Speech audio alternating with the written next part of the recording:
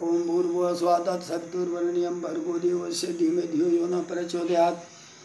मित्रों, मैं रामोद पांडे शास्त्री आज कुमारी वैष्णवी चैनल से आप लोगों के समक्ष श्रीमद् देवी भागवत पुराण अष्टम स्कंध द्वितीय भाग का 18वां अध्याय प्रस्तुत करने जा रहा हूँ। प्रस्तुत अध्याय में राहु मंडल का बड़ा विस्तार पूर्वक वर्णन है। श्री नारायण उवाच अधस्तात् सवितुः प्रोक्तं युक्तं राहुमण्डलं नक्षत्रव चच्चरति च संहिकेयोऽथ दर्हणः सूर्यचन्द्र चन्द्रम सौरेव मर्दनं सिंहिकासुतः अमरत्वं च खेटत्वं लेभे ओ विष्णवनुग्रहात् यदा अधस्तर्णं तर्णे बिम्बं तपतो योजनायुतं तच्छादको असुरो गेयो अपि अर्कसहस्रविस्तरं त्रयोदशसहस्रं तु सोमस्याच्छादको ग्रह ज पर्व समये वैरा बन्धी छादको भवत् सूर्यचन्द्र मसोर्दुरा भवेच्छादनकारकः तन्निशम्यो भयात्रापि विष्णुना प्रेरितं स्वकम्। मित्रों, नारायण जी कहते हैं, नारद, सूर्य से 10,000 योजन नीचे राहु मंडल कहा गया है। वह सिंहिका का पुत्र राहु योग्य न होने पर भी नक्षत्र की भांति विचरण करता है। चंद्रमा तथा सूर्य को पीड़ित करने वाले इस सिंह का पुत्र राहु ने भगवान की कृपा से ही अमर होने तथा आकाश में विचरण करने का सामर्थ्य प्राप्त किया।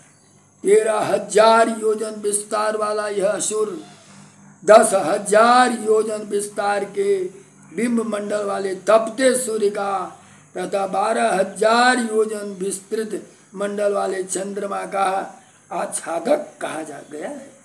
पूर्व काल में अमृतपान के समय बैर को याद करके वह राहु अमावस्या और पूर्णिमा के पर्व पर उनका आच्छादन होता है।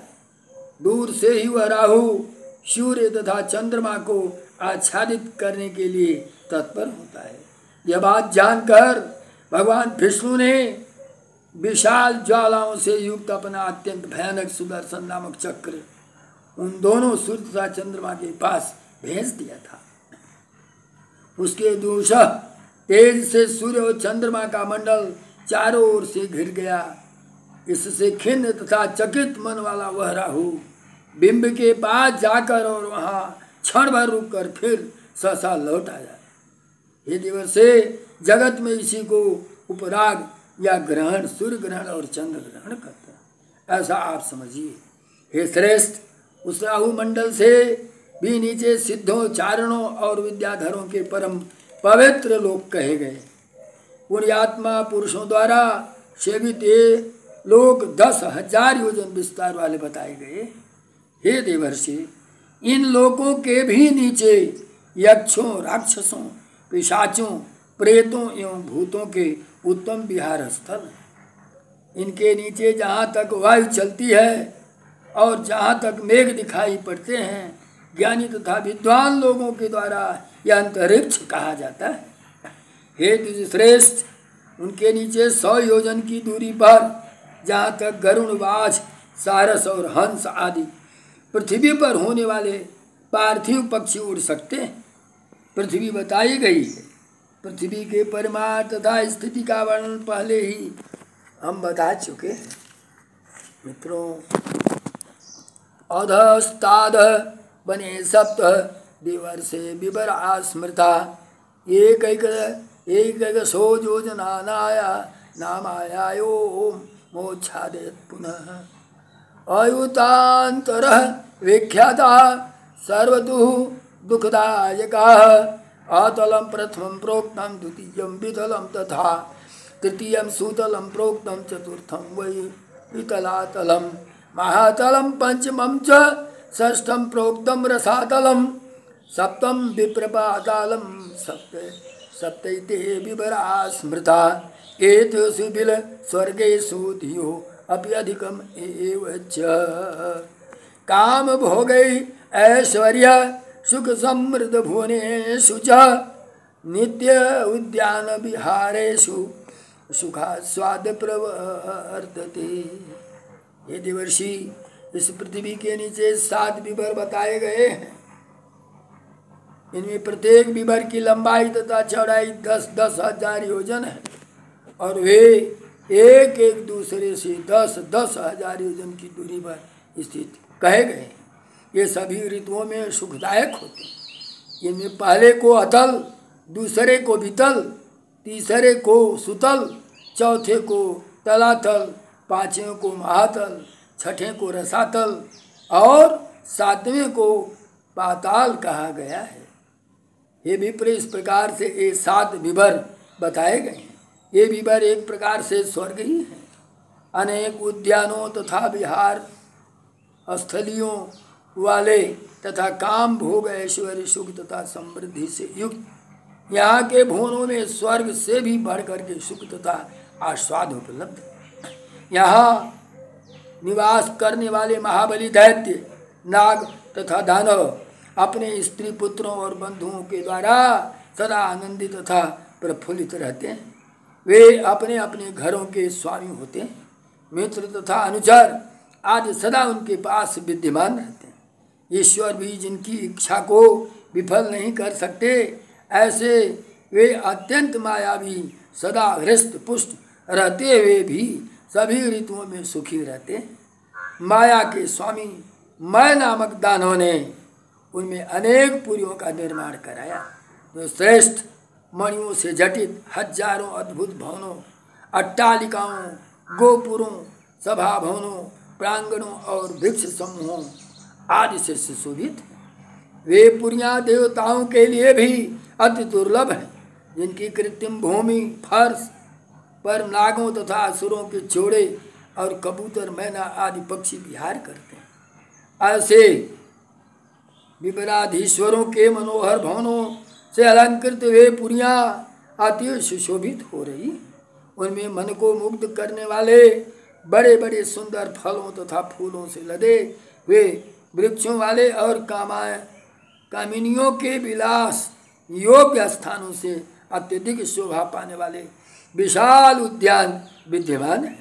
उन उद्यानों में स्वच्छ जल से परिपूर्ण रहने वाले विशाल जलाशय, जो विविध पक्षियों के समूहों के कलरव से तथा पाठिन नामक मछलियों से सुशोभित रहते।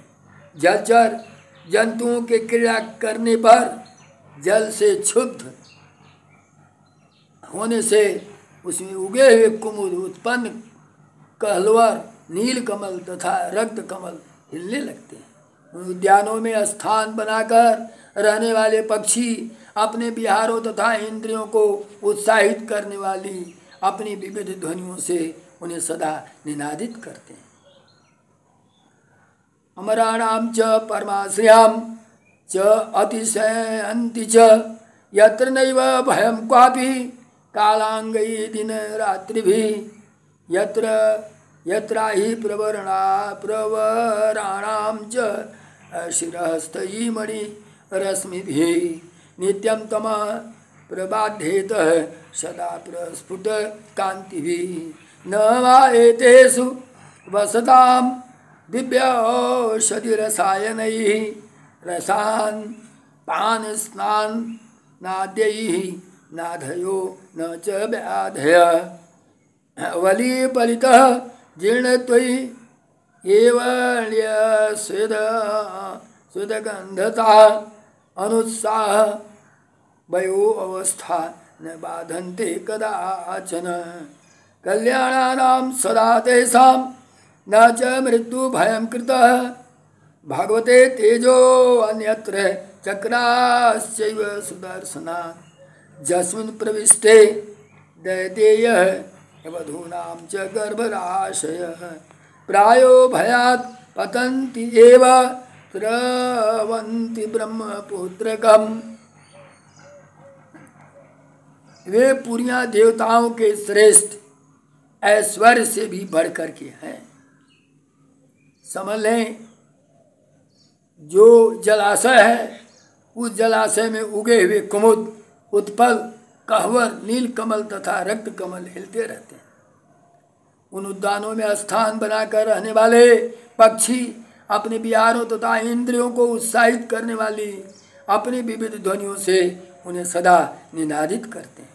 ये पुरियां देवताओं के श्रेष्ठ ऐश्वर्य से भी बढ़कर हैं, जहाँ काल के अंगभूत दिन रात का कोई भय नहीं रहता और जहाँ बड़े बड़े सर्पों के मस्तक पर स्थित मणियों की रश्मियों से प्रस्फुटित कांति के द्वारा अंधकार सदा मिटा रहता है।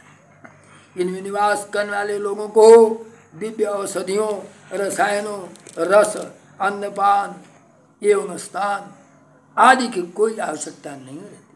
उन्हें किसी प्रकार के भी मानसिक या शारीरिक रोग नहीं होते। झुर्रियाँ पड़ने वाला, पकने, बुढ़ापा आ जाने वाला, शरीर के विरूपित होने, पसीने से दुर्गंध निकलने, उत्साहहीन हो जाने और आयु के अनुसार शारीरिक अवस्थाओं में परिवर्तन आने आदि विकार उन्हें कभी बाधित नहीं करते।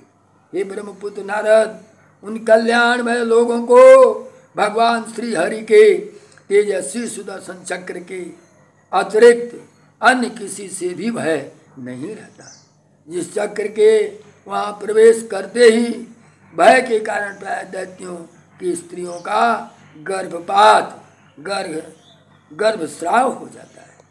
श्रीमद्देवी भागवते महापुराणे अष्टादश सहस्रस्याम संहितायां अष्टम स्कंधे राहु मंडला अध्यवस्था वर्णन नाम अष्टादश अध्यायः। माँ जगदम्बा की जय, माया भगवती की जय।